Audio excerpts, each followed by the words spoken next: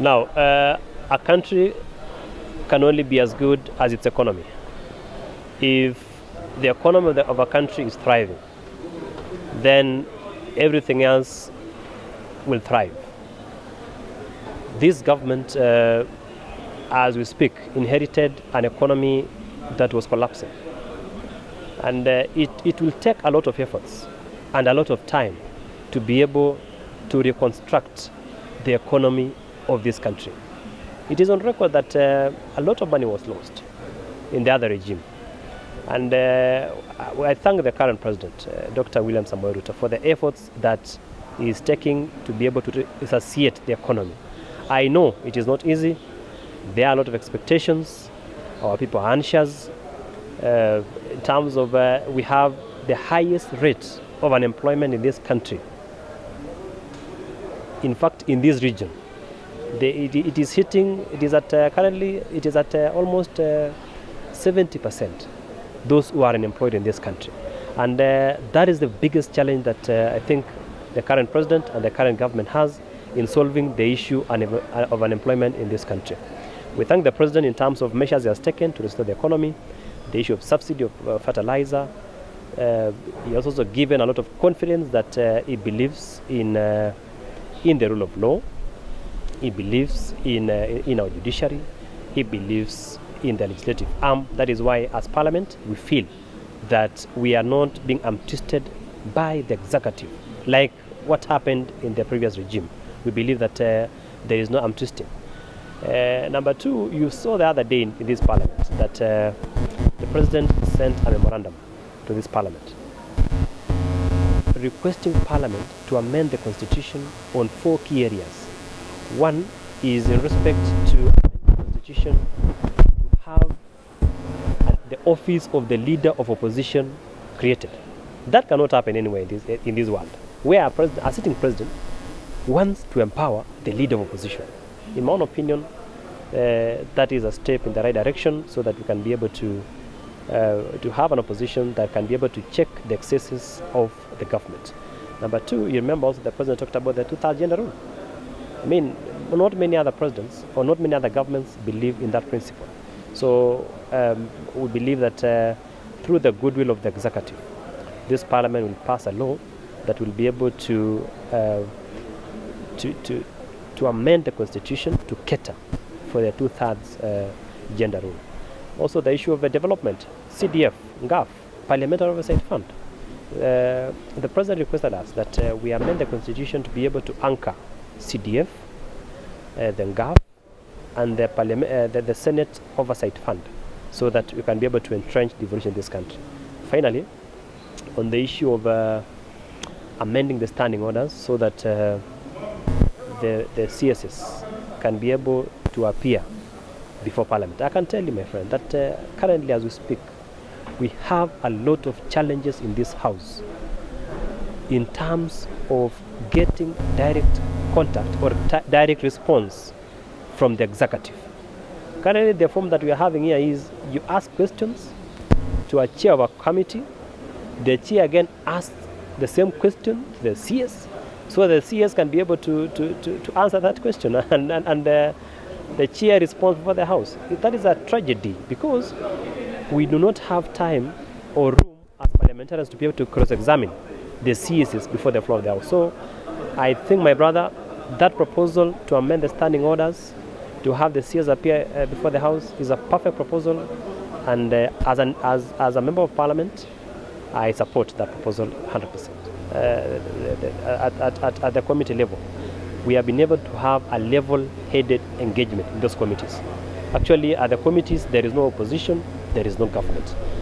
We have agreed as the government that so that we can be able to have a productive country, a productive economy, an engagement that will be able to help Kenyans, we shall be able to, even us in government, we shall be able to check the government just like those who are in opposition, so that our oversight role is not compromised by the fact that we're in government.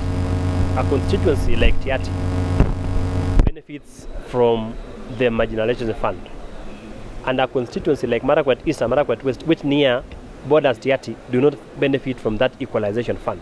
So for purpose of equality, we will try to push for that equalization fund so that we can be at the same level of development as other counties, because we are left out, in development. Number two, we also have interests of the marginalized, person with disability, the elderly. You've seen last week there was a motion before this house on the elderly in this country, because they have been neglected.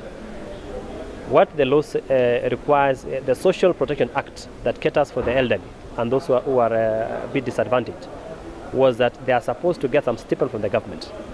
If you are if you have hit the age of 65 in Kenya, you are supposed to begin a monthly stipend of around 2,000 shillings. But the authority that was charged with that has not been able to register the elderly.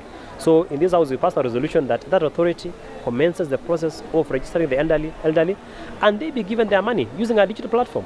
Why should the elderly who are 70 years, 80 years, 90 years go and queue in a bank to receive 2,000 shillings? So we have said, so that we avoid such kind of marginalization, let the government use a digital system to send money to the M-Pesa or any other form of digital economy. Number two, PWDs.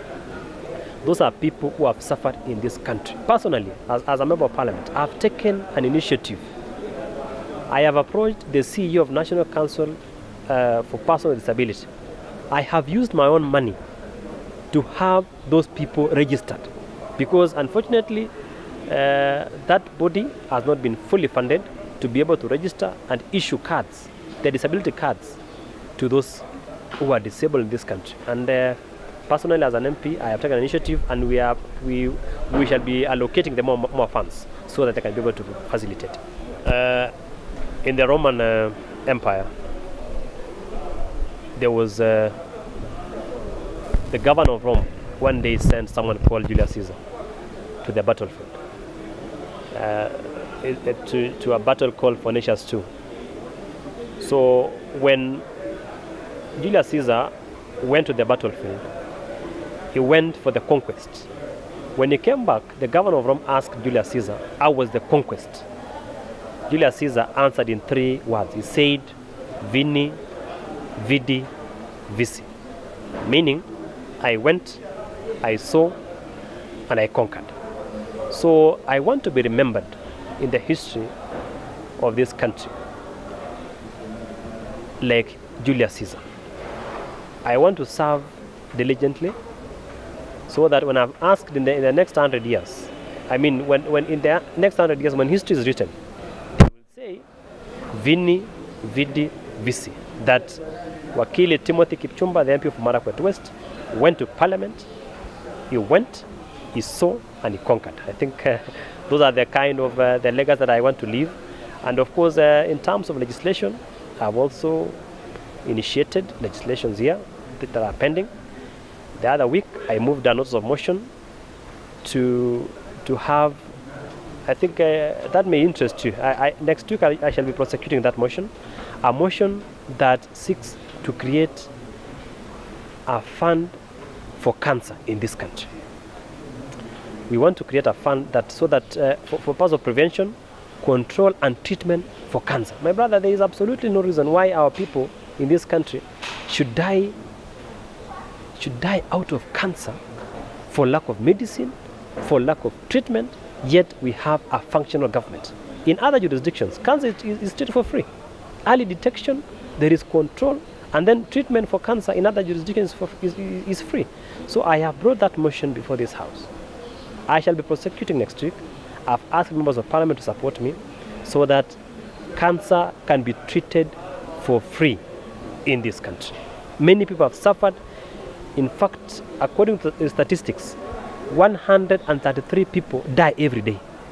99 people are diagnosed every day. And that is a tragedy that we have. I believe that that fund, the creation of that fund will solve that issue once and for all.